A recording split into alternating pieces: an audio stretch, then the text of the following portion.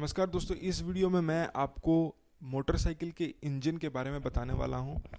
तो अगर आप इस चैनल पर नए हैं तो मैं आपको बता दूं, हमारे चैनल पर car driving tutorials, car reviews, car news updates और कार रिपेयर वीडियोस आते रहते हैं। तो मैंने जब पहले कार के पार्ट्स और कार के इंजन के पार्ट्स अंडर द हुड को कवर किया, तो कुछ लोगों ने कमेंट्स किया कि क्यों नहीं मोटरसाइकिल के इंजन और मोटरसाइकिल कैसे काम करता है वो भी बताया जाए, क्योंकि ज़्यादातर लोग मोटरसाइकिल यूज़ कर रहे हैं।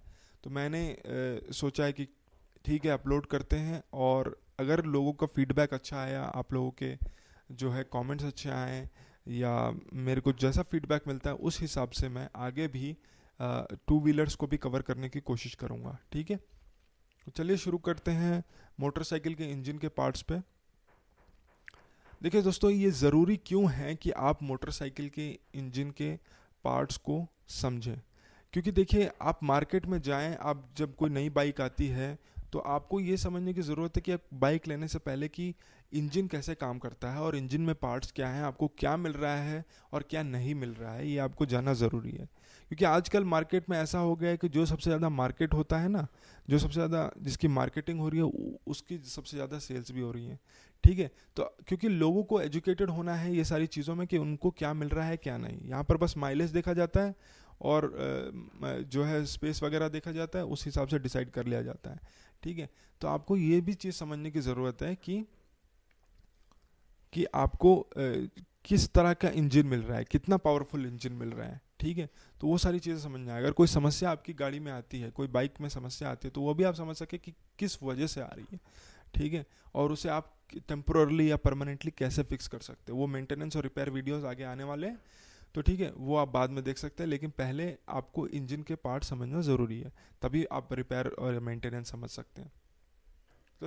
तो दोस्तों, सबसे पहले आप जो सामने स्क्रीन पे देख रहे हैं वो है आपके इंजन का स्कीमेटिक। जो मोटरसाइकिल का इंजन है वो ऐसा, उसमें पार्ट्स होते हैं। ठीक है, ये जनरल व्यू है, डिफरेंट डिफरेंट बाइक्स में थोड़ा डिफरेंस हो सकता है, लेकिन एक जनरल पिक्चर है। जो इंपॉर्टेंट पार्ट्स है वो इसमें है मेरे को आपको समझाने के लिए। ठीक है, किस तरह से इंजन काम करता है और किस तरह से गाड़ी काम करती है वो आपको इससे पता चल जाएगा। ठीक है, मैं एक एक करके आपको पार्ट्स बताऊंगा और एक एक करके उनके यूजेस भी बताऊंगा। सबसे पहली चीज जो इंपॉर्टेंट पार्ट है वो यहाँ पर है सिलेंडर हेड। ठीक है, सिलेंडर हेड क्या करता है? सिलेंडर हेड वो पार्ट है जो सिलेंडर्स, जो कि कंबशन चैम्बर होते हैं। कंबशन चैम्बर यानी कि गाड़ी को चलने के लिए पेट्रोल जो होता है बर्न होता है, जलाया जाता है। तो वो जो जलना होता है वो सिलेंडर में होता है। वो सिलेंडर को ये सिलेंडर हेड कवर करके रखता है। ठीक है, उसके ही अंदर होता है। ये जनरली जो सिलेंडर हेड है वो एल्यूमिनियम अलॉय, कास्ट आयरन और वेरियस मटेरियल से बनता है। क्योंकि इसे बहुत स्ट्रॉन्ग होना चाहिए, इसको अच्छे से फ्यूल बर्न हो सके और सील कर सके अंदर के पार्ट को, कंबशन चैम्बर को, इसलिए इसको ऐसा बनाया जाता है। ठीक है, ये सिर्फ कंबशन चैम्बर नहीं है, ये सिर्फ वो जगह नहीं है जहाँ पर फ्यूल बर्न होता है, बल्कि वो भी जगह है जहाँ पर शाफ्ट्स और वेल्व्स काम करते हैं। ठीक है, वेल्व्स और शाफ्ट्स क्या होते हैं मैं बताऊंगा आगे, लेकिन जनरल आइडिया आपको बता देता हूँ कि जितना पेट्रोल, कितना एयर आना चाहिए, क्योंकि एयर ज़रूरी है कंबशन के लिए, तो वो उससे रेगुलेट होता है। तो उसे भी ये सिलेंडर हेड ही देखता है। सिलेंडर हेड भी वेरियस अलग अलग शेप के होते हैं, उसके डिपेंड करने पर, उस पर डिपेंड करता है कि आपकी परफॉर्मेंस कैसी होगी जो कंबशन की। लेकिन एक चीज़ बता दूं आपको कि पहली जो मोटरसाइकिल्स हुआ करती थी वो, उनकी जो ये सिलेंडर हेड है पीछे हुआ करता था, क्योंकि वहाँ पर स्टीम इंजन से चलता था वो। लेकिन आजकल आगे की ओर होता है ये। ठीक है, तो ये आपका सिलेंडर हेड है, सिलेंडर्स में जाते हैं जिसको सिलेंडर हेड कवर करके रखता है। ये जो पार्ट है सिलेंडर्स, वो बेसिकली बहुत हाई टेम्परेचर पे उसको काम करना होता है। ठीक है, उसमें जो कंबशन होता है, उसमें जो फ्यूल बर्न करना होता है, तो बहुत हाई टेम्परेचर पे उसको काम करना होता है।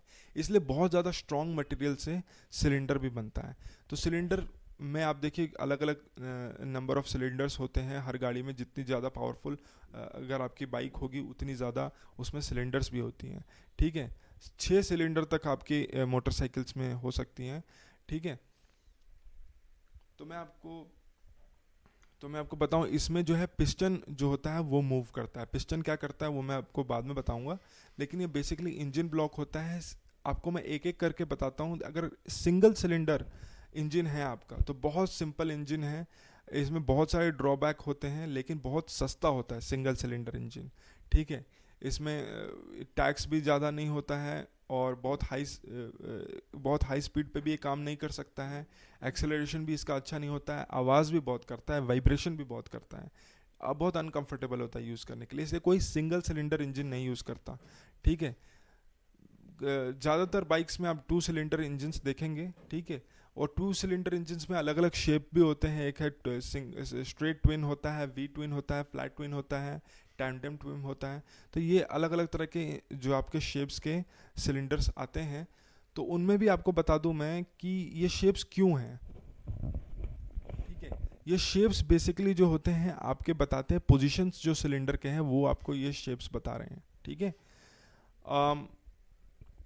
और ये डिफरेंट पोजीशंस क्यों रखे जाते हैं, डिफरेंट पोजीशंस वाइब्रेशन कम हो इसीलिए रखे जाते हैं, ठीक है। एक और चीज़ मैं बता दूं, जितने ज़्यादा सिलेंडर्स होंगे एक बाइक में उतना ज़्यादा परफॉर्मेंस अच्छा होगा, ठीक है। तो आप देखेंगे आजकल V8 V10 यानी कि 8 से 10 सिलेंडर इंजन्स भी मिलते हैं V शेप में, ठीक है। तो इसीलिए बहुत ज़्यादा पावरफुल इंजन्स हो सकते हैं अगर आपके V8 V10 वगैरह है तो, ठीक है। मतलब बैटमैन की बैट मोबाइल जैसा पावरफुल हो सकता है। तो वो इंजन्स जो सिलेंडर्स जो होते हैं वो बहुत इंपॉर्टेंट बात होती है। उसके बाद जो मैं बताता हूँ आपको पिस्टन के बारे में, जैसे मैंने बताया सिलेंडर के अंदर पिस्टन मूव करता है, तो पिस्टन क्या करता है, पिस्टन जो करता है वो मूव करके जो कनेक्टिंग रॉड होता है, ठीक है, कनेक्टिंग रॉड एक पार्ट है जो मैं नेक्स्ट कवर करूंगा, वो कनेक्टिंग रॉड को मूव करता है अंदर। पिस्टन जनरली ऊपर और नीचे जाता है, वो ऊपर और नीचे ही जा सकता है, ठीक है। तो जो कनेक्टिंग रॉड होता है वो लेफ्ट टू राइट मूव करता है, ठीक है। आपने ये ऑलरेडी एडवर्टाइजमेंट वगैरह जो आपको पेट्रोल आपकी जो इंजन वगैरह की कभी भी कोई ऐसी एडवर्टाइजमेंट आती है तो आपने देखा होगा पिस्टन को मूव करते हुए ऊपर और नीचे, और उसके साथ एक कनेक्टर होता है कनेक्टिंग रॉड, वो लेफ्ट राइट मूव करता है, ठीक है। तो पिस्टन आपके देख सकते हैं यहाँ पर है, ठीक है। तो वो उस तरह से मूव करता है, ठीक है। कनेक्टिंग रॉड का क्या काम है वो बहुत डायरेक्ट है, वो मैं आपको नेक्स्ट बताऊंगा, ठीक है। तो पिस्टन करता क्या है, पिस्टन ऊपर और नीचे जाता है, वो बेसिकली ट्रांसफ़र करता है एनर्जी को, ठीक है। वो जनरली पिस्टन्स कास्ट आयरन के होते हैं, स्टील आयरन के होते हैं, जो कि एल्यूमिनियम या निकल के बने होते हैं। जो कंबशन हुआ, जो फ्यूल बर्न हुआ, उसकी से जो एनर्जी निकली, वो एनर्जी को वो कनेक्टिंग रॉड में ट्रांसफ़र करने का काम होता है पिस्टन का, ठीक है। बहुत हाई स्पीड में मूव करता है, और अगर ये ठीक से काम ना करे तो आपका एक्सीडेंट हो सकता है, ठीक है, या टूट जाए तो एक्सीडेंट हो सकता है। तो ये पिस्टन बहुत इंपॉर्टेंट है। अब मैं कनेक्टिंग रॉड के बारे में आपको बताता हूँ, ठीक है। तो कनेक्टिंग रॉड जैसे कि आप यहाँ देख सकते हैं कनेक्टिंग रॉड है। तो कनेक्टिंग रॉड जो होता है वो पिस्टन्स और क्रैंकशाफ्ट के बीच में काम करता है, ठीक है। जब पिस्टन्स ऊपर और नीचे जाते हैं तो ये क्या करता है, ये जो उससे जो एनर्जी मिली वो रोटेटिंग मोशन में यानी कि घूमने के शक्ति में उसको कन्वर्ट कर देता है। यानी कि ये पिस्टन की एनर्जी को लेता है और क्रैंकशाफ्ट को घुमाने में उसका इस्तेमाल करता है, ठीक है। ये जनरली आप देखें कनेक्टिंग रॉड जो है वो स्टील, एल्यूमिनियम या टाइटेनियम से बनता है। अगर कनेक्टिंग रॉड में कोई समस्या है तो बड़ा प्रॉब्लम हो सकता है, यानी कि आपके क्रैंकशाफ्ट जो है वो वियर एंड टियर उसमें इश्यूज आ सकते हैं, ठीक है।